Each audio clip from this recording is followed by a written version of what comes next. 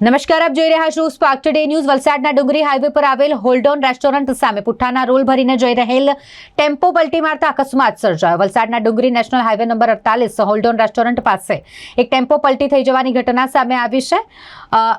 Tempo જેમાં પુઠ્ઠાના role ભરીને ચાલક જઈ રહ્યો હતો। આ દરમિયાન ચાલકે સ્ટીયરિંગ પરનો કાબુ ગુમાવ્યો અને ડિવાઈડર સાથે ટેમ્પો અથડાયો અને પલટી થઈ ગયો। અકસ્માતની આ ઘટના બની, જેમાં ટેમ્પો ચાલકની મદદ માટે રાહદારીઓ પણ દોડી ગયા હતા। ટેમ્પો પલટી જવાની આ ઘટના બનતા નેશનલ હાઈવે પર પુઠ્ઠાના રોલ વિખેરાઈ ગયા હતા। ઘટનાની જાણ ડુંગરી પોલીસને થતાં ડુંગરી પોલીસની ટીમ ત્યાં પહોંચી ક્રેન બોલાવવામાં આવી અને ક્રેનની મદદથી આ ટેમ્પોને સાઈડમાં હટાવી વાહન વ્યવહાર સામાન્ય કરવામાં આવ્યો।